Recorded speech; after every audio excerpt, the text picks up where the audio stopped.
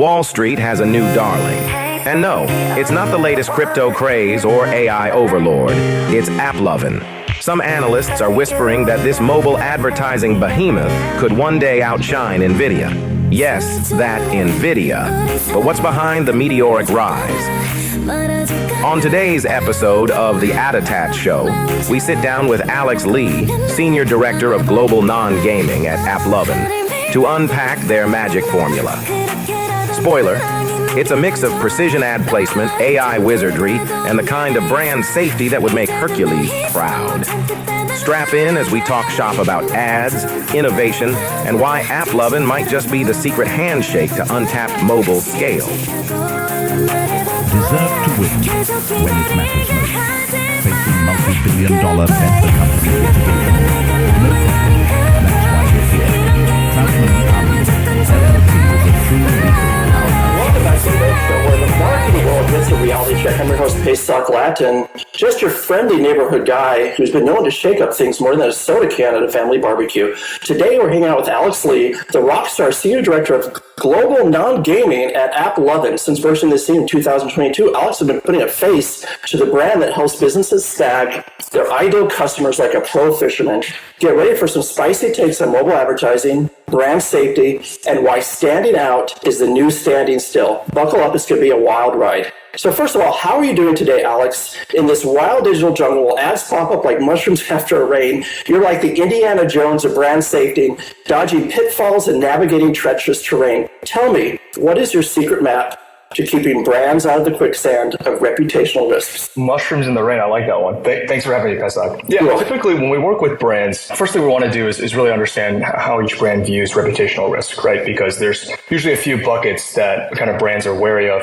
Certainly one is appearing alongside potentially harmful materials. And then a second, of course, is just a poor user experience in terms of the advertising flow itself. So on kind of both of those avenues, we basically manage for brand safety because we don't introduce any of that into our ecosystem, right? We don't own any social properties, right? So AppLovin's ecosystem spans over 150,000 apps, reaches 1.5 billion people every single day on very popular leading independent apps outside of social properties. But none of those apps have any kind of like scrolling, swiping functionality. There's no real UGC. So the risk of showing up, before, during, or after any type of controversial content just doesn't really exist. So that's kind of nice when people ask, like, what are the brand safety concerns? Are we going to show up next to something we wouldn't want our brand associated with, like you might get when people are searching certain key terms and people are buying against those key terms or anything else that's on kind of the open web? We don't have that issue. The second part is just the fact that, we run 100% SOV video ads. So there's not going to be any placements where you'll have a brand's banner or some kind of static display that's, hovering over something, again, that may be against kind of brand guidelines.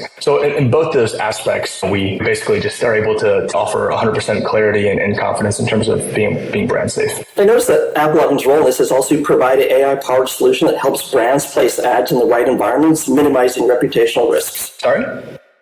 Am I correct in that? I know that you have an AI-powered solution that helps brands place ads in the right environments. Can you tell me a little bit about that? Yeah, I would say back to the original point, which is just that all of our inventory is inherently brand safe. The AI is really focused on a couple of things. The first is ensuring that from a recommendation engine perspective, that we're helping advertisers serve their impressions where performance is best, right? Because every advertiser that's on the AppLovin platform is entirely focused around driving performance towards down-funnel KPIs, whether it's return on ad spend or if they have other funnel events that tie to user value. So the AI is really focused around on that aspect. From brand safety in particular, we do run the world's largest mediation platform called Max, which basically builds and powers the ad serving technology for all of these independent leading publishers. And certainly there we will layer on AI or ML or whatever the hot term is for basically not human originated basically experience to ensure that user experience is top notch. And then certainly on the advertiser side, all the apps that we're showing ads in are fully vetted by the app stores, iOS and Android. So there's kind of that double layer of protection. Some say that achieving 100% brand accuracy is like finding unicorn grazing in Central Park. First of all, do you believe in unicorns, or is good enough the new perfect? And if you find that unicorn, can I have a selfie? I'm a big Harry Potter fan, which is my last exposure to unicorns. Right. And, like tech unicorns aside, I think it's tough to predict the future of, 100%. I would say, like, as a business where we maintain a healthy level of paranoia, but we're customer obsessed in all aspects of it. So, while we do have 100% SOV in terms of our video placements, which means that there's no chance of competing brands or unsafe content interfering with the ad viewing experience, like, customer experience, publisher experience, advertiser experience is kind of tantamount, especially if you think about our economic model. So we certainly don't subscribe to good enough. I would say we're always in pursuit of 100%, but it's tough to guarantee day in and day out. Tired of ads that make you want to gouge your eyes out? So are we. At Origin, we've remastered TV advertising to actually capture your attention and deliver real results. Ditch the same old, and elevate your brand with dynamic, captivating ad experiences. Expect better. Expect Origin.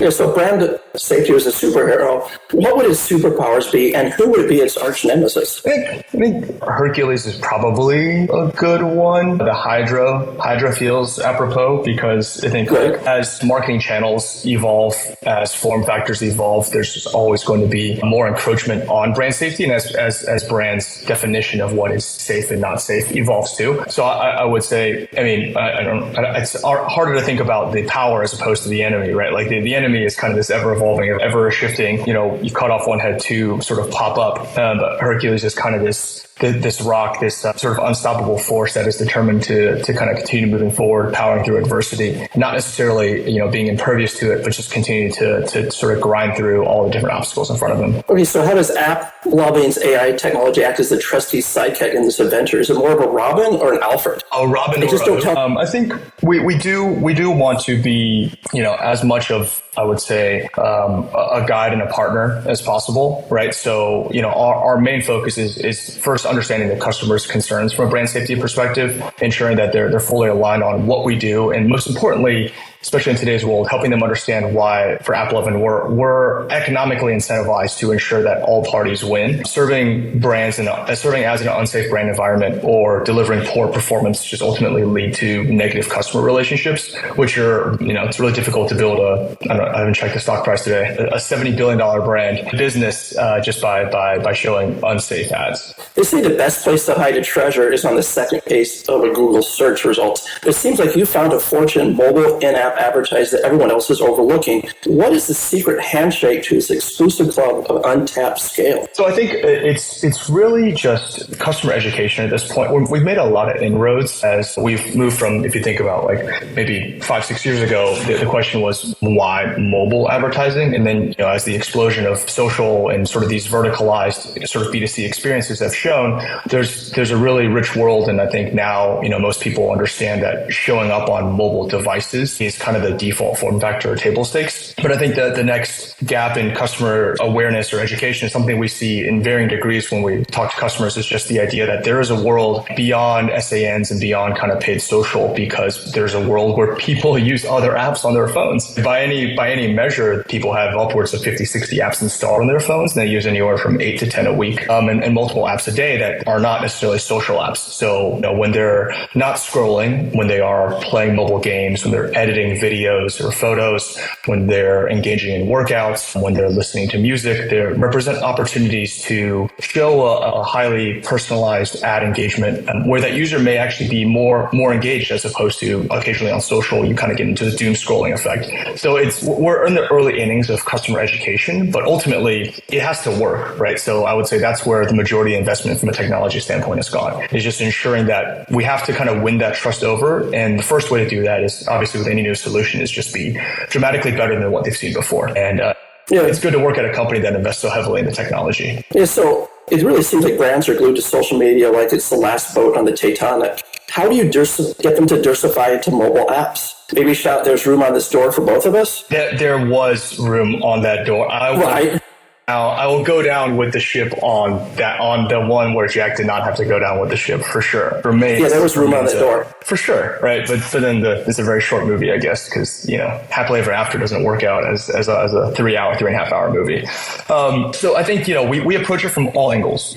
evangelizing through case studies, building kind of like a stable of happy, thriving advertisers who have been able to materially grow their business incrementally, right? Like the idea being that we're not operating in a zero-sum environment. Something that leadership here believes very firmly is that the more that we can support the ecosystem, the more that we can grow the business for everyone, right? The more advertisers are able to scale profitably with us and unlock new users, the more that they can invest in their businesses, the more they can hire, the more that they can invest in their local economies. So we do view it as a win-win-win for everyone. But sometimes it just takes that initial, credibility building, which is, how we kind of go to market. We work with the largest advertisers in the space. We take a very customer first approach to ensure that what they need is what we're able to deliver, as opposed to us forcing them to use what we have, especially from a kind of a underdog position, which is how we typically view ourselves day in and day out to stay motivated. And you're only worth a few billion.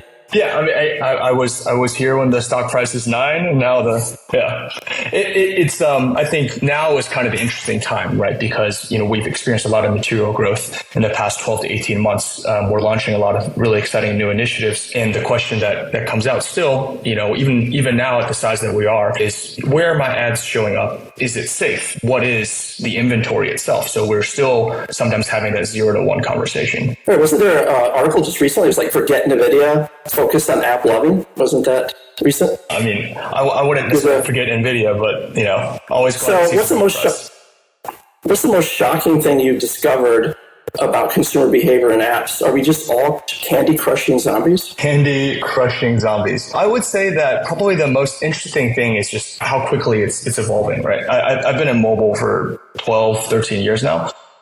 Then. Which, most people will assume that means I've been doing it since middle school. But, when we started in the mobile space, even the idea of paying for in-app purchases was socially stigmatized, right? There was kind of this stereotype that, you pay for games or you pay for X, Y, and Z, like nerd. And if you just kind of fast forward to where we are today, right? Like every transaction happens on mobile devices, and an overwhelming majority that happen in-app or via Stripe in like a web browser, right? And a lot of what we're investing in is just been the natural adoption of mobile as a form factor. So the most interesting thing that I think I've kind of learned is just, as we've entered this new era where people are mobile first or even mobile only, is just, how open folks are to either watch ads and or monetize their data with the proper education and consent.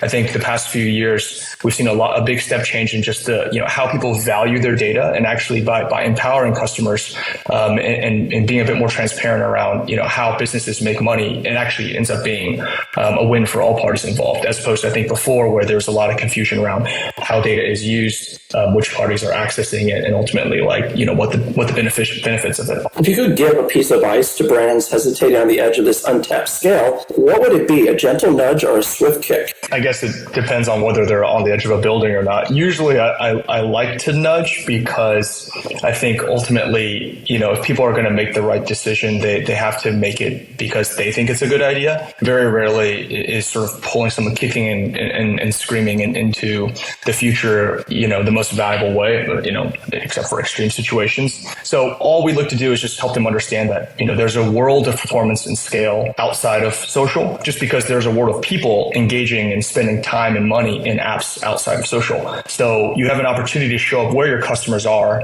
oftentimes in a less crowded environment. And that generally is a good outcome for everyone involved. So in the grand tapestry of advertising channels, how do you see mobile in-app advertising weaving its way into the central narrative for brands? I think it's table stakes. I think mobile in-app advertising is going to just continue to grow as we see fragmentation in kind of the mobile ecosystem, right? Like we see the prevalence of a very strong games, and they're building their own ecosystem as well. And, it's well documented from thought leaders in the space that, everything is an ad network. So as each individual business is able to unlock further value from their users through, building their own ad ecosystems and just enhancing LTVs, we're going to see more investment in the space. And that just means that as more dollars flow in, brands will inevitably have to be there as well. So let's switch gears a little bit and talk about channel diversification, because who wants to put all their eggs in one social media basket anyway? And they say variety is the spice of life. And in marketing, it's the whole damn spice rack.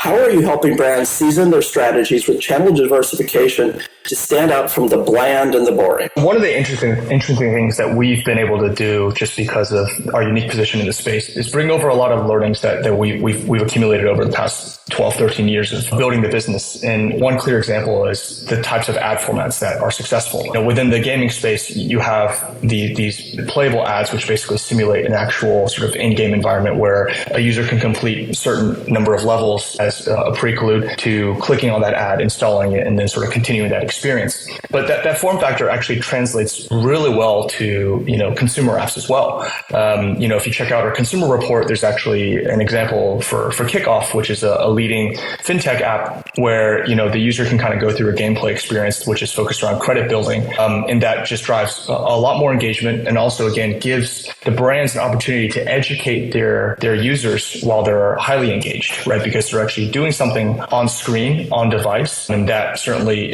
indicates a much higher degree of interaction as opposed to just watching. So the marketing channels were ingredients. Which ones are the hot sauce and which ones are the tofu? And personally, I'm all about the sriracha. I'm a big sriracha guy as well.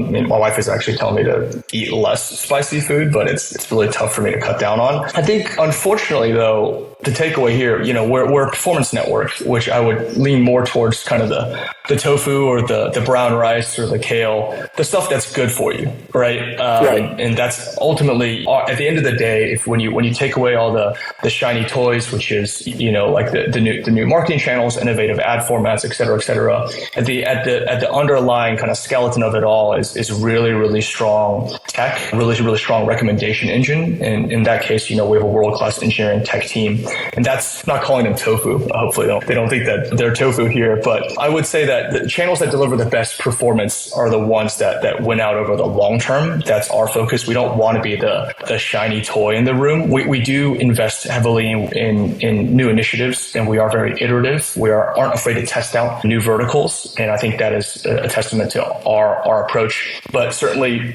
I would view performance as boring but stable, but without it, you can't really layer on the interesting designs, right? So that's the house. The pool, which you just use once a month and cover up in the winter, will be maybe some of the shiny toys that we won't lean into as much. So do you have a story of a time when a brand's over-reliance on one channel backfired spectacularly? What lessons can we learn from this mess? Well, I think if we think about the industry, so it's well documented with Scan and the impact for advertisers who were overly reliant on Meta and just generally networks where the use of IDFAs was prevalent. But I think that kind of the tectonic shift where advertisers realize, we can't have 80, 90% of all our ad spend going through one channel, because if it goes away, our entire marketing budgets for the year are shot. We have to rethink our entire business. I would say that's the one that just comes to mind in general. I think that what had such a big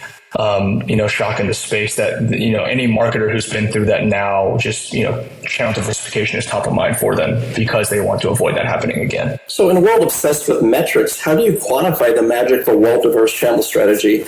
Is there a secret decoder ring involved? Secret decoder ring? No, I would say that there's always going to be, combinations of channels. I think that the smartest performance marketers I've talked to always have a pool of budget set aside for testing and a really, really clear idea around what their payback models are. So, first and foremost, I think it is the responsibility of the advertisers to understand what their risk tolerance is. And then from there, just ensuring that they have a healthy pipeline and always a good understanding of what success is. What we typically see is when advertisers test a lot or they try out new channels, but they don't actually know what they're looking for, that's when you kind of create that lose-lose for everyone involved, because the money you spend, you don't even know what you're looking for, which obviously is not ideal. So looking to Horizon, how do you foresee channel diversification evolving, and what new spices might brands use? Yeah, I think to the point around kind of testing appetites, I would say as user attention continues to fragment, I think we'll just see new form factors rise up, right? I think another interesting one is I think Reddit recently their stock has been doing really well, and I think on a market cap perspective they're actually more valuable than Snapchat, which is just an interesting sentence to kind of say out loud,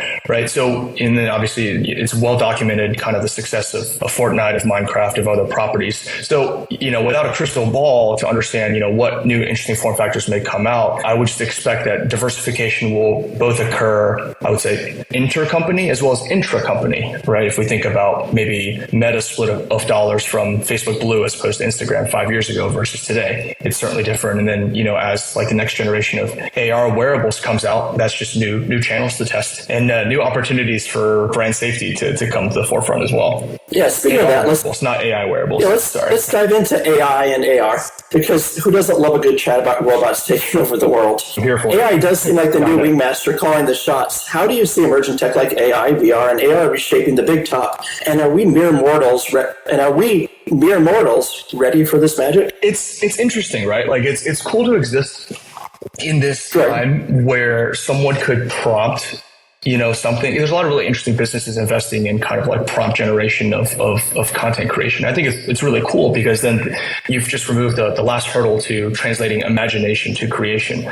But I think realistically right now it is a super frothy space, but there is very real world application. What we see right now having dramatic impact on kind of marketing teams, the marketing landscape is the rate of creative testing and iteration, because a lot of the testing costs have come dramatically down with the ability to forget A/B testing, A through double Z testing in terms of the number of variables that you could test out at any time. But it's a self-fulfilling prophecy, because if you think about a lot of channels, especially larger social ones, the rate of creative fatigue and exhaustion is also, forget months or weeks, sometimes it's even down to days. So it's a voracious demand for new ad content. But what that means for the advertisers, they have to spend so much money to find winners. I think that you'll see a little bit of a reversion there, because as more and more campaigns are automated, which is where AI is also coming into play, it's where we've made a lot of investment. Campaigns are optimized automatically. There's no more need for manual intervention. You kind of have black box algos. So the last bastions of control for a lot of marketing teams is around creatives and around that ideation. So if AI were a character in a fantasy novel, would it be the wise old wizard guiding us, or a mischievous trickster causing chaos? And let's pray it's not the dark lord plotting world domination. Definitely like a Loki troublemaker, 100%. Wise mentor. I mean, if we think about like AI is trained on human input, decades and decades of human inputs at work. And nothing's funnier than reality, right? Yeah, exactly. Right. So I definitely think it's troublemaker 100%. Do you think we'll reach a point where AI can craft better marketing strategies than a room full of humans hopped up on caffeine? I don't think anything is out of the realm of possibility. Personally, I don't want that to happen. I think AI should make the act of creation frictionless, but ideation, the spark of creativity, the genesis of imagination, I think hopefully remains fundamentally human. Right. I think ultimately, you could have AI run 1,000, 1,000,000 combinations of variables. You spend a ton of money, or you could have maybe human designers, creative designers who point the shotgun in the right direction. So I would hope it's more like artists with better tools, like Michelangelo with a 3D printer, as opposed to, robots talking to robots, and then we're all just human batteries. So what's your personal take on, good reference to The Matrix, what's your take on generative AI upending the UGC ecosystem? Are we headed towards a creative renaissance or dystopian echo chamber? Yeah, I think it's interesting, because I think we'll be a lot closer to kind of like this full scope movie quality Gen AI, that is relatively indistinguishable or arguably, more cost efficient and higher converting than traditional UGC. I would say, that the impact on the creator economy, the businesses that exist to support that, I'm just curious to see how it goes, right? From AppLovin's standpoint, we have a world-class creative studio called Spark Labs. We dabble or are heavily involved in the use of generative AI to build creatives for our customers, as well as test out new technologies.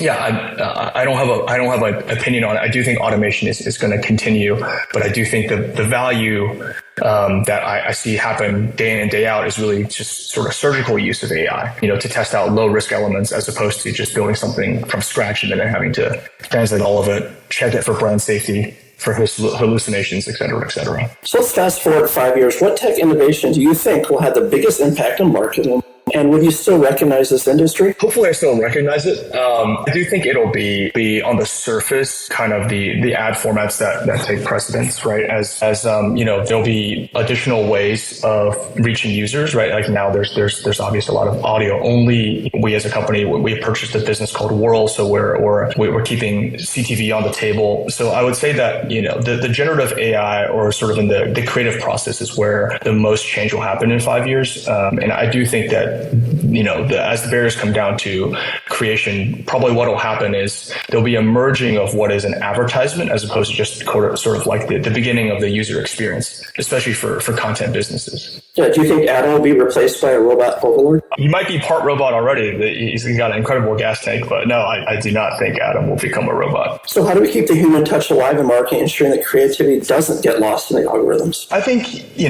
ultimately, to the earlier point, like humanity will remain because humanity remains the audience. Right. I think you have to have human touch. Exactly. So it's like, what would ChatGPT be if it wasn't trained or if it didn't index the world's data? There would be nothing to prompt. There would be no, there would be nothing to retrieve if you think about RAG, right? So I would say that I think, especially as you think about how big the world is, despite it being really small, there's a ton of localization. I think that, human capital, human talent, human ingenuity will generally be far more efficient at kind of the combination of, marketing elements that kind of generate the desired response. So, and even if it is fully automated, right? If you think about what happens now with coding, right? A lot of code is written with Copilot. You still need people who have written code, who know what good code looks like, to verify it. So it's What's always been the problem with code is that people use old code they don't even understand. Like they'll build on old code and they have no idea what's going on. They don't know what that specific part code. Yeah, I think you'll have a lot better, like AI fact checking, or just like the equivalent of like, was it F7 in Microsoft Word, right? Like the equivalent of like spell check or all those things. I think, like AI will do a lot better job because it can just reference materials at light speed essentially, right? But, the genesis of new ideas, I think still hopefully remains human, because if it doesn't, we're screwed. Okay, so now that we geeked out a little bit, my favorite part is about a desert island. Pack your sunscreen imagination. If you're marooned, you would pick 5 companions. Who would they be? And you can't pick Siri or Alexa. Okay. They're actually terrible at gathering coconuts. Okay. If I was stuck, so 5 people I would bring along, right? Right. I would bring along, first and foremost, a survival expert, ideally who's not a cannibal. So like, I guess like prime Bear Grylls, or maybe there's a survival expert I listened to on the Lex Friedman podcast named Jordan Jonas. I thought his life experience was super interesting, right? Someone who knows a lot more than I do and can ensure like group survival in adverse conditions. So that'd like be number 1. And then probably number 2 would be, I'm trying to stack rank this. I would probably honestly want someone who's incredibly wealthy, like a Bezos or maybe Elon, because they probably have a locator chip implanted or something. Like someone who's worth the GPU. Well, they're both just robots already. Exactly, yeah. Or they can just transform into like an airplane, and then we can all, or just a boat themselves. That's kind of a cheat code, right? Someone who is abnormally wealthy and can't disappear. In absence of that, I don't know. I'd like to find a military field doctor, so nothing happens, and then probably a survival expert, someone super rich, like a field doctor. I'd want to find a cameraman to record the whole thing, because if I survive, I could monetize it and make like a reality show. And then maybe just like someone who like a ancient Polynesian, if we can just go back in time, someone who's like built boats and can navigate through the stars. So that way, whatever happens, we can either get off the island, or if we don't make it, we've got a video recording of all of it. So I'd pick those 5. I would leave the wife behind so that she could actually not be stuck on an island. I'm sure she appreciates that. What's the title of the show? Survivor Tech Titans? That could be interesting. Yeah, I'd have to get back to you on the title of the show for sure. So bring out billionaire with low-tier chips seems like a clever escape plan. But what if their tech fails? Do you eat the rich or build a raft? I would prefer to build a raft first. Desperate times call for desperate menu changes. Yeah.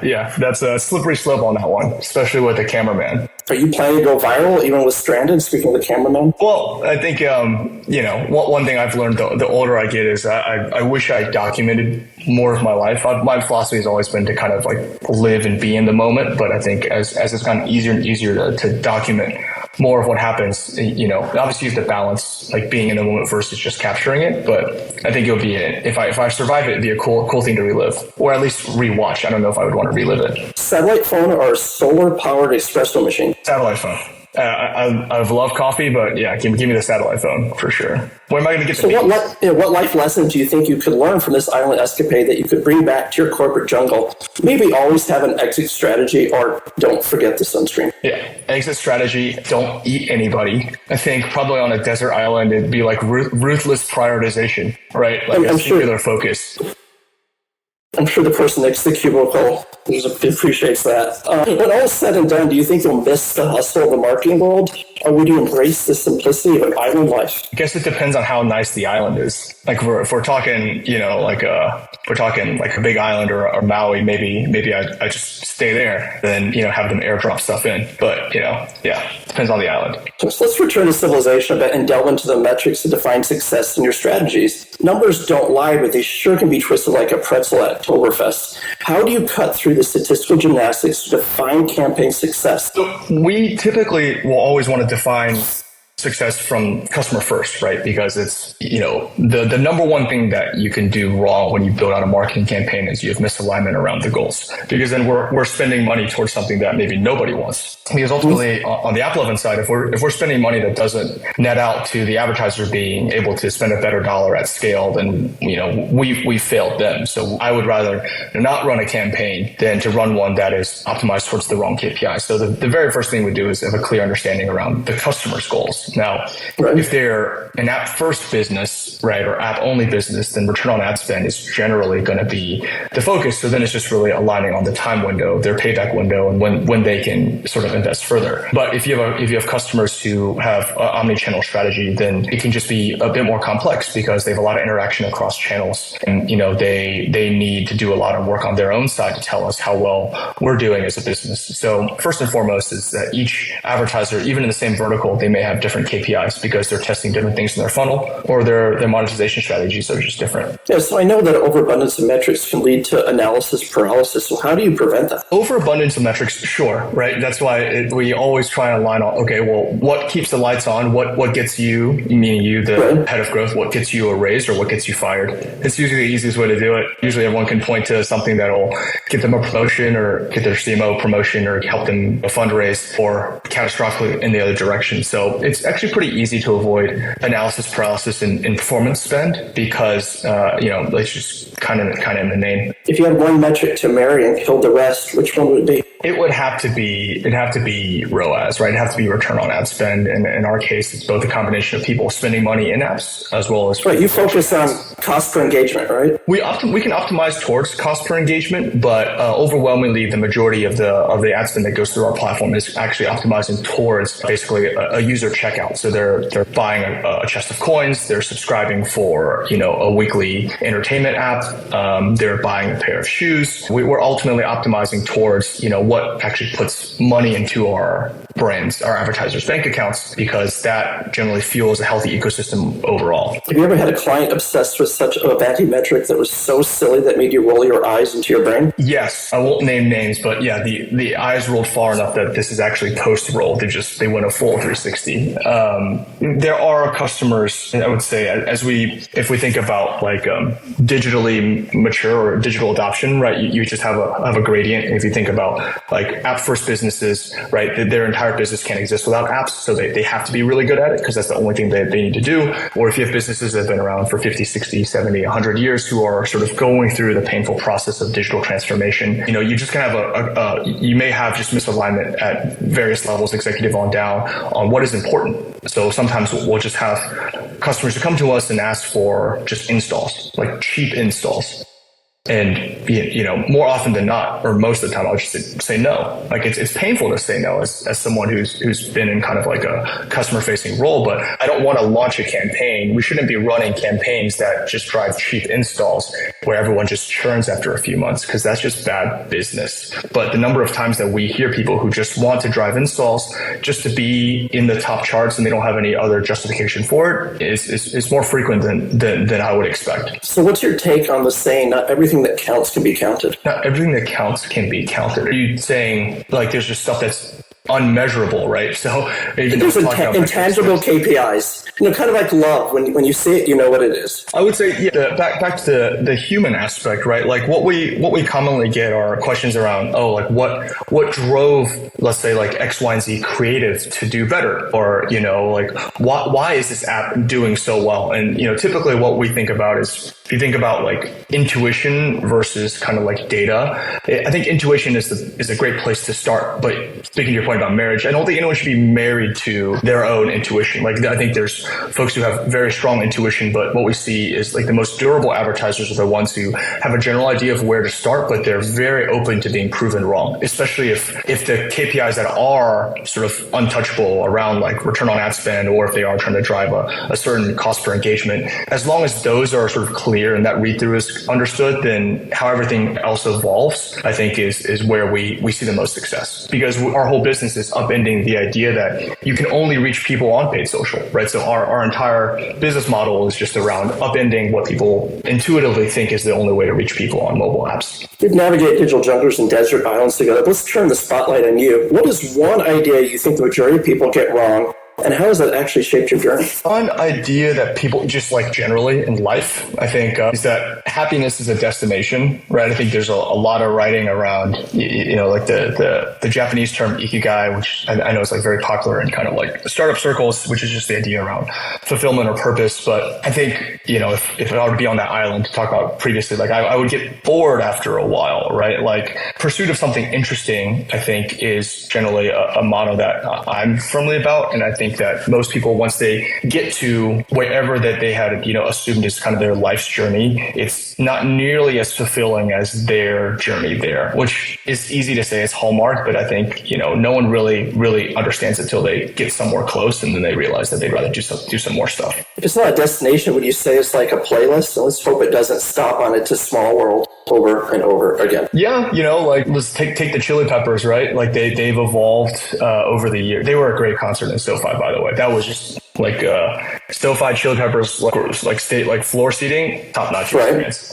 Seeing Flea do push-ups at age 500 is just but yeah, I think it is a playlist. It evolves because we change as people. What's important to us, what's important to me when I was 24 versus 34 versus where I'll be at 44, I'm sure it'll be different too, and naturally like my ambitions, my motivations will change. So it is a playlist. I don't know what the next album will be, but hopefully it's a good one and not just the greatest hits. So I know that you tried to be an actor in college and you didn't do very well. How did that plot twist contribute to your character development? Yeah, I think, this is completely off the rails from like AppLovin or AdTech, but yeah, I think, I was about 10, 11 years too early for kind of the current wave of Asians in media, right? I think this is like a topic near and dear to my heart, and something where if I ever find myself with too much money and too much time and not enough to do, I would love to find ways further to sort of invest in that ecosystem, because I do believe that representation in media, for folks of all sizes, shapes, colors, beliefs is super important, because it really influences us subconsciously in the way that we put ceilings in our own lives. But, when I was failing as an actor, I was in college, I was driving out to Jacksonville, North Carolina to audition for episodes of One Tree Hill. You learn a few things. You build a really thick skin because you hear no. And then, I also realized that, sometimes, hard work in pursuit of something that, generally, like just being pragmatic, understanding what I can and cannot change in the short term. Like just in 2010, like, kind of Asians in media wasn't necessarily a thing. Fast forward to now, you have a flattening of distribution channels, a shift in content investment, the cultural impact of, let's say, K-pop, demographic evolution. Now it's a lot more ripe. So sometimes it is about being in the right place versus the right time. Yeah, being in the right time versus the right place. Yeah. I have a lot of family in Asia. My brother lived in Singapore. He's currently in Thailand. He was actually in the tsunami with Jet Li, the famous one. They were on the top of the hotel. That's really cool. Yeah. Yeah, I mean, minus the fact they both almost died, minus that part. But yeah, it was interesting. Yeah, my brother's in Chiang Mai. Yeah, but it's right. Like if you think about 10, 11, 12 years ago, if you weren't a martial artist, like there were no romantic leads, right? You're a martial artist, or you're kind of typecast as. I once auditioned for Stifler's brother's best friend. That was the actual American reunion, right? Like, you have the American Pies 1, 2, 3, then I think wedding, right. Like the one where they just bring everyone back. Just this band camp, right? A franchise. Yeah, I auditioned for Stifler's brother's best friend. Like, it's like, why? Like, these, those are kind of the roles that I got tired of auditioning for after a while. And you're seeing a lot more leading men. I watch a lot of Netflix, so I get all the Asian leading men. I think it's amazing. It's amazing. My happiness for it far outweighs whatever tinge of FOMO or jealousy that I have with it. Like, I'm just way happier that it's happening, as opposed to quote unquote, I wish I was there for it, etc. I still haven't learned Chinese or Cantonese, but I'm trying. What I did learn it's really easy. I learned what the second biggest name in China is. Last name. It's Li. Is it Li? It's Li. I was going to say, okay, yeah. It's a pretty common last name. So if you could have one superpower, teleportation, or perpetual energy, how would you use it to change the world, or at least your corner of it? Yeah, I think stopping time just feels too easy or close to kind of immortality, which I think ruins the point of being human, and then we just become robots because nothing holds utility or value. I think I would like the idea of teleporting or just having a lot of perpetual energy. I think still preserves the idea that time is finite, but that I can just be more efficient, because I personally believe that the world is like a giant library, right? It's an endless library, endless rows, columns stacked higher than anyone can reach. And I have one candle, and I just have this, to sort of navigate this library, and it's either burning on both ends, but just the idea that there's too many books to read, and the only thing you can do is just to start. So I think, being able to use my time as efficiently as possible, or just be lucid for a lot of it is kind of the power that I would choose without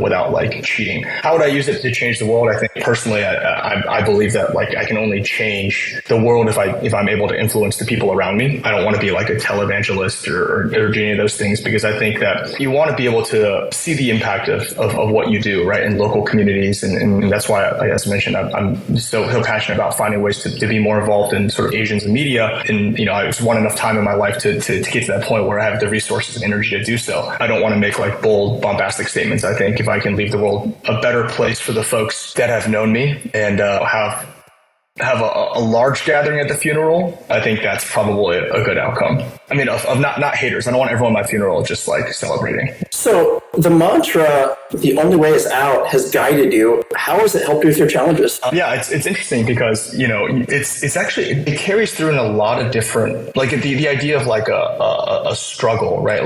Whether it's a glorious struggle or just a struggle in pursuit, I think it's part of every cultural fabric. I think this quote, Joel Embiid has mentioned this. I think it's attributed to Robert Frost. The only way out is through, but just the idea that, if you look at any problem on the surface, it can just feel insurmountable. And, if you look at a mountain, you're how am I going to climb Everest, right? But you only ever know once you start climbing it. So I think that generally, the way I've approached anything professionally, if it looks like a challenge, is just to start picking at the edges, figure out how to break it down to bite-sized pieces. Usually I bite off more than I can chew, but I don't like to just sit and ponder and look at something and wonder about how great it would be, and if only there was a faster way to do it. I think the only way to learn is to start by doing. So what's next for you? Any moonshot goals? Are you content riding the waves and seeing where the current takes you? My life motto is usually kind of, why not? Whenever I'm presented with something different and exciting and personally interesting. So usually the